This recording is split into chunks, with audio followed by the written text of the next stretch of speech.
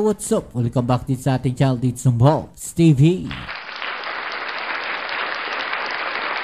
Alright, so tayo nagbabalik muli mga babayan. Pero syempre bago ang lahat, please don't forget to subscribe, like, share, at comment dyan sa comment section.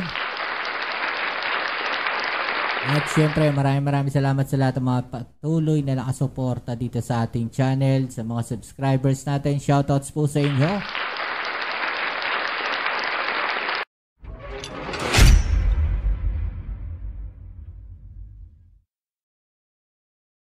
Pinagbabayad ng isang Chinese maritime expert ang Pilipinas dahil sa nangyaring banggaan ng dalawa nilang barko sa Bajo de Masinloc. Pilipinas daw kasi ang merong kasalanan. Patunay daw dyan ang nilabas na video ng Chinese state media. Pero ayon naman sa ating mga maritime affairs experts, dihado ang Beijing kung dadalhin ang usapin sa isang korte. Nasa frontline na balitang yan, si Gio Robles. Sa 26-second video expose ng Chinese state media na Global Times, makikita ang China Coast Guard Vessel 3104 at BRP Suluan ng Philippine Coast Guard malapit sa Scarborough Shoal. Kuha raw ito nitong August 11. Ipinapakita umano rito ang anilay dangerous maneuvers ng barko ng Pilipinas. Gaya ng ilang beses na pagtawid ng BRP Suluan sa harapan ng CCG vessel.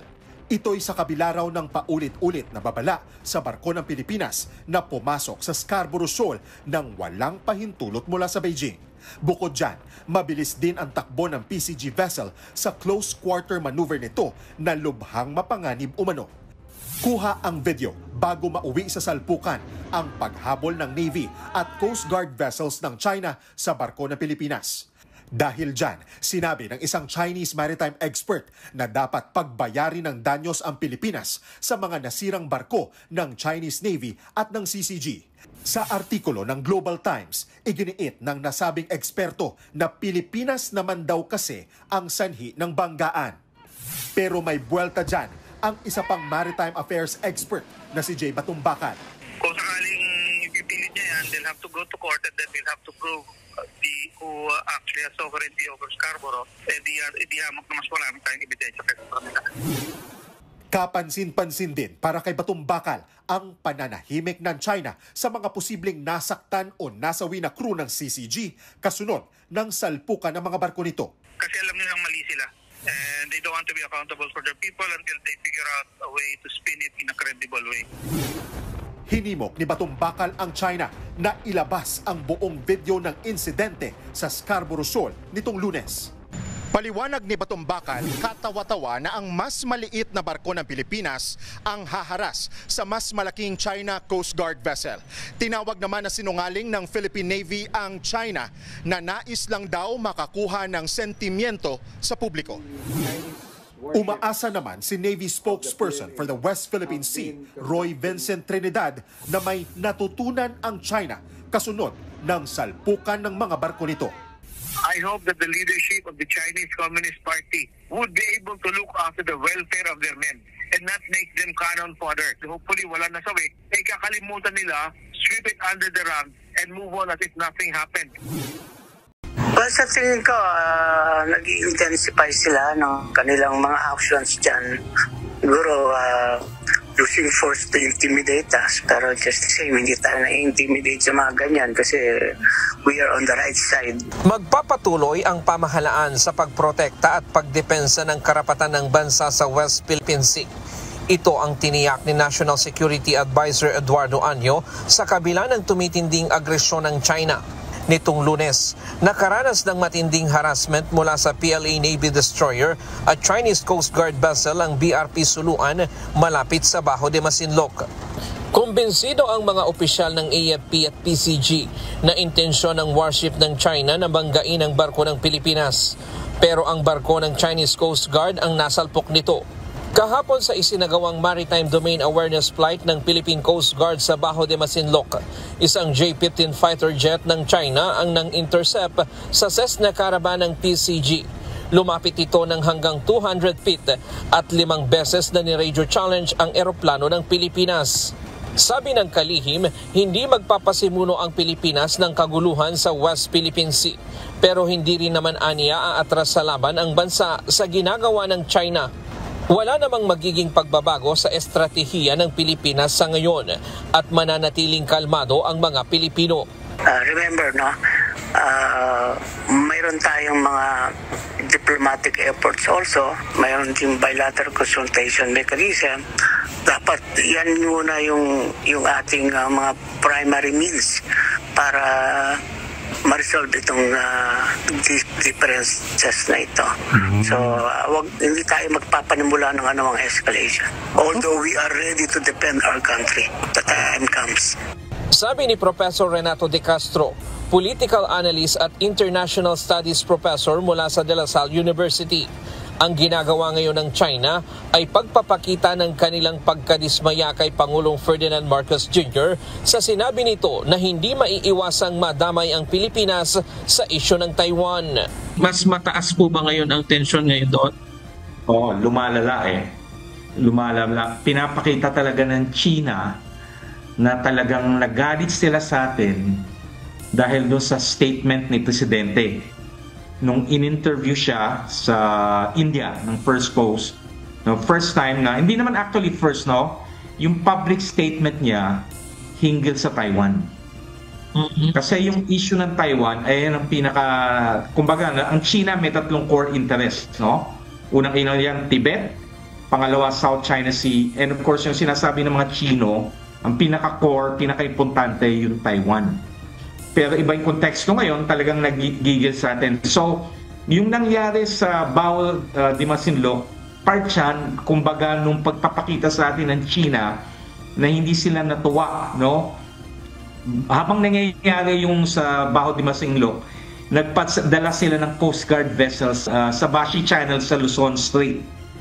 Bagamat napahiya ang China sa nangyaring banggaan, pero posibleng mas marami pang panghaharas na gagawin ng China, lalo na't hindi karaniwang ginagawa nila ang magkasama ang Chinese Coast Guard at PLA Navy sa panggugulo sa mga barko ng Pilipinas. Pero ngayon nakita natin sabay na kumilos yung Coast Guard tsaka yung People's Liberation Army's Navy destroyer. So may expect na natin na talagang pamumukha na sa atin yung plan, ika nga, no? Pangalawa, talagang makikita na natin yung ramming. Babanggain nila yung mga Coast Guard vessels natin. Kasi ang calculation nila, mas madami silang barko. Pag binangga nila yan, dinamage nila yan, talagang, kumbaga, mapo-force tayo na i-repair yan. Mababawasan yung asset ng Coast Guard. Kaya dapat paanyang paghandaan ito ng Philippine Coast Guard dahil mahirap tapatan ang paggamit ng gray ship ng China. Sa ngayon, of course, talagang dapat paigtingin yung seamanship ng Coast Guard. Talagang i-reinforce yung Coast Guard vessels natin just in case talagang mangyari yung ramming. At of course, at the end of the day, hindi dapat tayo magpapakita, hindi tayo magpapasindak sa mga Chino. Samantala, wala pa ring inilalabas ang China kung ano na ang nangyari sa CCG-3104 na nagtamo ng malaking pinsala at mga tauhan ito. Pero sabi ni Professor De Castro na nasa Taiwan ngayon, ang sabi ng Taiwan, mga 3 ang namatay eh. At pinupuna pa sila ng mga Taiwanese dahil yung destroyer, imbis na mag-provide ng assistance doon sa Coast Guard, iniwan. Yung Coast Guard, of course, hindi naman dahil damage siya. Ang dapat siya na mag-provide yung Navy. Pero inabol pa ng Navy yung natin eh. Ganito rin ang nakuhang impormasyon ng National Security Council. Nakita naman natin, yung intention nila na talagang banggain, sila nakabangga. Although, unfortunately also, we learned may casualties on the other side. So this is really very unfortunate. Pero hanggang ngayon, wala pa rin kumpirmasyon ng China tungkol sa insidente. Nanindigan ng gobyerno ng Pilipinas na patuloy nitong ipagtatanggol ang teritoryo ng bansa. Kasunod ito ng tila babala ng China na pagbabayaran ng Pilipinas ang anilay pag-uudyok ng gulo sa West Philippine Sea. Nakatutok si Chino Gaston.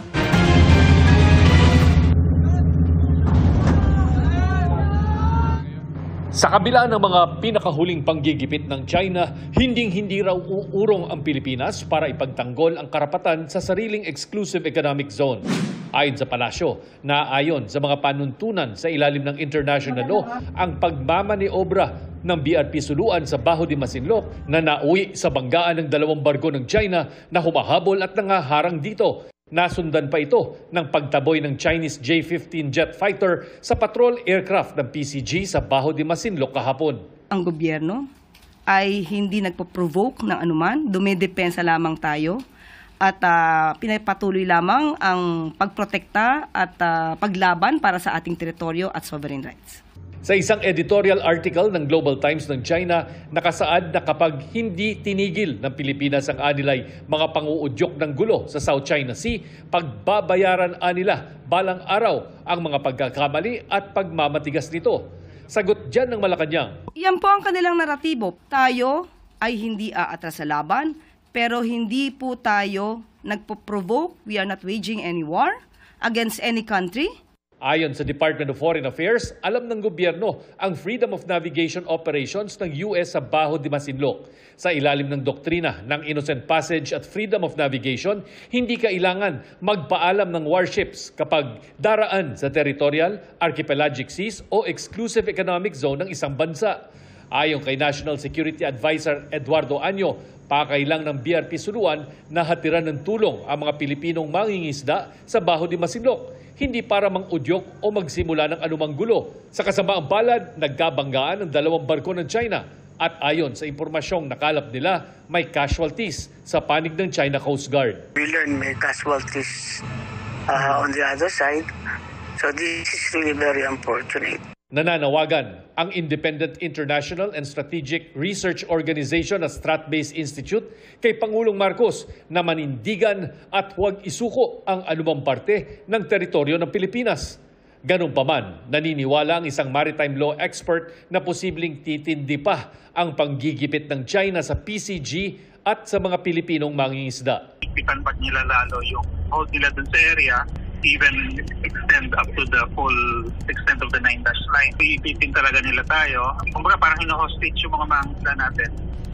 Kung mangyari kasi yon na umatas tayo dahil sa pressure or sa pananakot nila sa atin sa mangisda natin, edi forever na tayong ganon. Kaya hindi tayo dapat mag-give up. Sa huling impormasyon mula sa Philippine Navy, may 13 Chinese militia vessels at 7 Chinese Coast Guard vessels sa Baho de Masinloc. Mas marami sa nakita kahapon sa Maritime Domain Awareness Flight ng PCG. Ang BRP Teresa Magbanwa ang nag-iisang Philippine Coast Guard na nagpapatrolya ngayon doon.